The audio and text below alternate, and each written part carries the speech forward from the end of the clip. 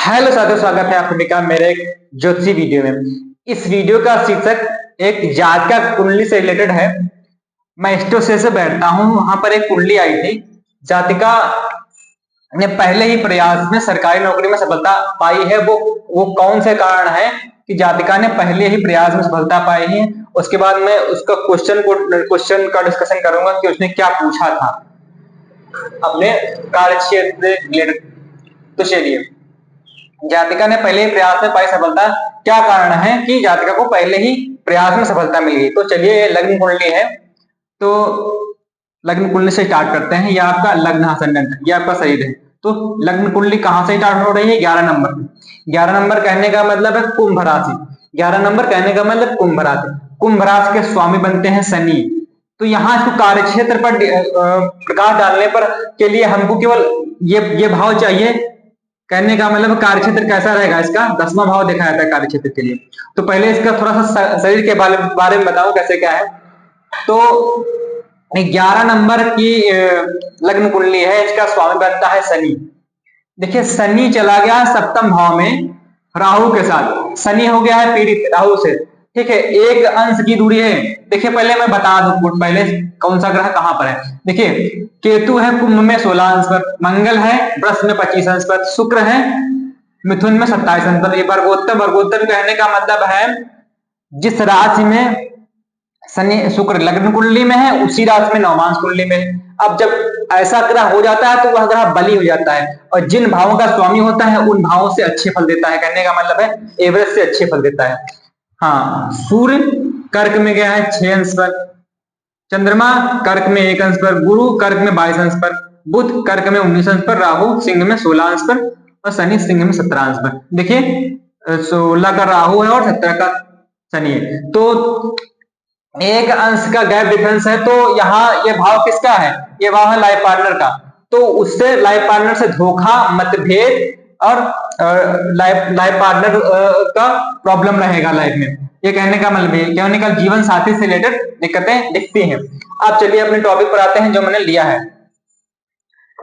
अब 11 नंबर की कुंडली है, और देखिए 11 नंबर से हम स्टार्ट करते हैं इस भाव से। देखिए 10वें भाव में कौन सी राशि आ रही है? 1 2 3 4 5 6 7 8 9 10। 10वें भाव में कौन सी राशि आ रही है? 8 नंबर की। 8 नंबर का स्वामी कौन सा बनता है ग्रह? 8 नंबर होती है वृश्चिक राशि। वृश्चिक का स्वामी बनता है मंगल।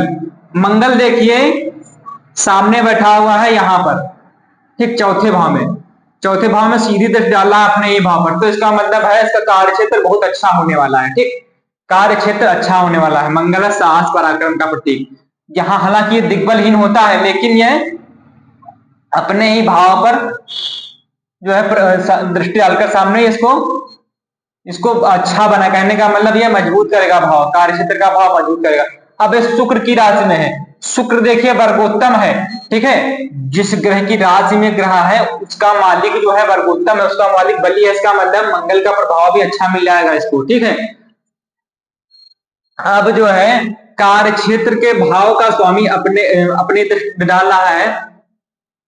अब देखिए, गवर्नमेंट जॉब के लिए हम सूर्य को देखते हैं। ठीक, गवर्नमेंट जॉब के लिए हम सूर्य को देखते हैं, और जॉब के लिए हम इस भाव को देखते हैं। ठीक, जॉब के लिए हम इस भाव से देखते, छठा भाव जॉब का है। और छठा भाव वर्तमान समय में कंपटीशन की बहुत ही आवश्यकता पड़ती है। कंपटीशन इस साल छठे भाव से देखते हैं। तो छठा भाव में इसके देखिए क्या कितने ग्रह बैठे हैं? सूर्य, चंद्रमा, गुरु, बुध। यहाँ पर चंद्रमा वर्गोत्तम है, यहाँ चंद्रमा वर्गोत्तम है। गुरु और सूर्य की युति टीचिंग के क्षेत्र में जातक को ले जाती है। गुरु और सूर्य जो है, गुरु है ज्ञान, सूर्य है ऊंचाई। ऐसा जातक टीचिंग के क्षेत्र में जातक या जातिका अच्छा कर ले जाता है। तो यहाँ सूर्य, चंद्र, गुरु, बुध। बुध इस लग्न में कारक देखिए है, इस भाव का स्वामी है, और इस भाव पंचम भाव का स्वामी है, अपने से दूसरे चला गया है। इसका मतलब इसका छठा भाव बहुत स्ट्रांग है, नौकरी का भाव बहुत ही स्ट्रांग है, और कार्य क्षेत्र का भाव भी स्ट्रांग है। और सरकारी नौकरी का कारक ग्रह कौन सा बनता है? सूर्य।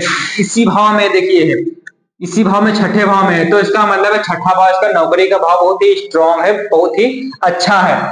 अब एक सूत्र और कार्य करता है, यह है तीसरा छठा 10वां 11वां ये उपचय स्थान है। ठीक है, इन भावों के स्वामी का अगर संबंध कहीं 10वें भाव से 6ठे भाव से बनता है तो ऐसा जातक बहुत ही मेहनत करता है अपने कार्य क्षेत्र के लिए और वो गिरकर उठता है। कहने का मतलब है वो कभी हार नहीं मानता है अपने प्रयासों में, वो कभी जो है अपने आप को डील नहीं करता। कहने का मतलब है लापरवाही नहीं बरतता है अपने प्रयासों में।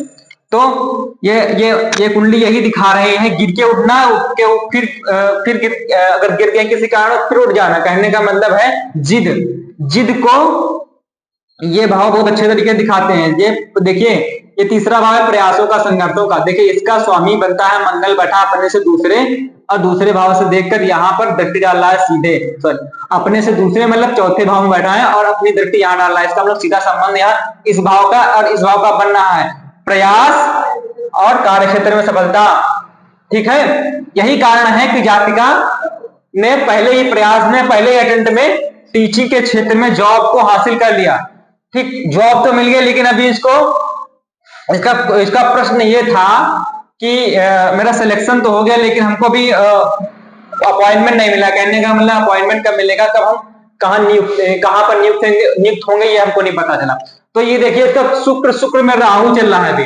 ठीक है, ये भाव शुक्र, ये भाव जो है कार्य क्षेत्र के भाव से अष्टम है। ठीक, ये वाला भाव कार्य क्षेत्र के लिए बढ़िया है और ये वाला भाव कार्य क्षेत्र से अष्टम है। ये पंचम भाव लक्ष्मी भाव हालांकि कहा जाता है केपी ज्योतिष में इसका इतनी अधिक महत्ता नहीं है जितनी महत्ता इस भाव की, छठे भाव की। छठा भाव देखिए वर्तमान समय में छठा भाव की इंपॉर्टेंस बहुत ज्यादा है। कंपटीशन, जितना आप कंपटीट कर ले जाएंगे, जितना आप दूसरे को प्रतिस्पर्धा दे पाएंगे उतना ही बहुत बढ़िया रहेगा वर्तमान समय में। वर्तमान समय के लिए जब ये ग्रंथ लिखे गए तो इस भाव की महत्ता इतनी नहीं थी, लेकिन वर्तमान समय में इस भाव की महत्ता बहुत ही अधिक है। देखिए यहाँ पर कई राजयोग हैं। देखिए सूर्य गुरु का, देखिए ये सूर्य गुरु का टीचिंग योग है और सूर्य बुद्ध का बुद्धादित्य योग है। ठीक है, बुद्ध और चंद्रमा जिस जातक की जन्म कुंडली में होते हैं वो जातक मजाकिया होता है और बुद्धिमान होता है और स्क्रिप्टेड होता है, मतलब स्क्रिप्टेड कहानी कलाकार, कहानी उसको लिखना अच्छी तरीके से आता है। और देखिए शुक्र यहाँ बैठा है पंचम भाव, पंचम भाव क्रिएटिविटी का है। हाँ, पंचम भाव से जो लोग जुड़े होते हैं जैसे क्रिएटिविटी है, कला है, डांसिंग है, इन सब में वो अच्छा कर लेते हैं। जिनका पंचम भाव बढ़िया होता है वो लोग जो है इन सब क्षेत्रों में बहुत बढ़िया कर लेते हैं। देखिए जिनका पंचम भाव अच्छा होता है उनके पास जनता का धन आता है। देखिए जनता है ये, ठीक, धन भाव कौन सा होता है, दूसरा, जनता से, मतलब किसी भी भाव से दूसरा भाव धन होता है उसका, तो जनता के भाव से ये देखिए दूसरा है। इस कारण से नेता अभिनेताओं के पास जनता का धन आता है, वो उनके लिए भाव स्ट्रांग होता है। लेकिन जो लोग जॉब करते हैं उनके लिए छठा भाव इंपॉर्टेंस है और 10वां भाव पूरा ऑल पूरा कार्य क्षेत्र दिखाता है, कार्य क्षेत्र कैसा रहेगा। हाँ, अपने उसी टॉपिक पर आते हैं। देखिए सूर्य राहु की मांगा चल रही है, शुक्र में राहु वर्तमान समय में चल रहा है। शुक्र में राहु 28/2/2026 तक चलेगा।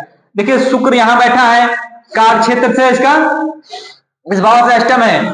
किसी ज्योतिष में किसी भी भाव से अष्टम बैठे हुए ग्रह इस कार्य क्षेत्र को, इस भावले कार्य क्षेत्र को डिनाई करते हैं। कहने का मतलब है उसको वहां पर रोकते हैं, क्या समझ लीजिए। तो यहाँ पर, लेकिन यहाँ पर ये पंचम भाव बढ़िया है लेकिन इस केस में लागू नहीं होगा, ये अपवाद लग जाएगा। लेकिन यहाँ पर राहु गड़बड़ कर रहा है। ठीक, अब राहु गड़बड़ कर रहा है, राहु जब तक चलेगा तब तक इसका पदोन्नत होने में दिक्कत है, मतलब अपॉइंटेड होने में दिक्कत रहेगी। 28/2/2026 तक ऐसा रहेगा। उसके बाद जब जहां राहु में गुरु, शुक्र में गुरु आया 28/2/2026 तक ऐसा रहेगा। उसके बाद जब शुक्र में गुरु आया, शुक्र में गुरु आएगा जब 28, तो करने का मतलब है मार्च में आ जाएगा, मार्च में स्टार्ट हो जाएगा और मार्च में यही गोचर कर रहा होगा गुरु, करने का वर्तमान का भी गुरु यही भाव में आएगा, तब इसको अपॉइंटमेंट लेटर मिल जाएगा, उसको ये नियुक्ति हो जाएगी कि हाँ कहाँ नियुक्ति होनी है। तो ये कुंडली थी, बहुत ही अच्छी कुंडली है प्रोफेशन वाइज। कहने का मतलब उपचय भाव का संबंध दसम भाव से बनना है।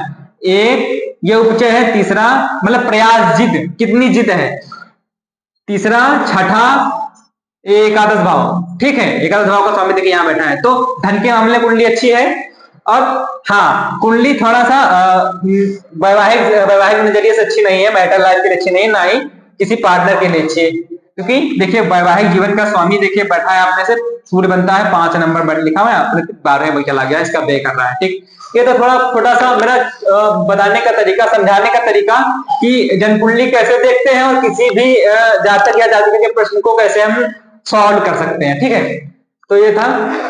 वीडियो कैसा लगा कमेंट करें। वीडियो देखने के लिए धन्यवाद।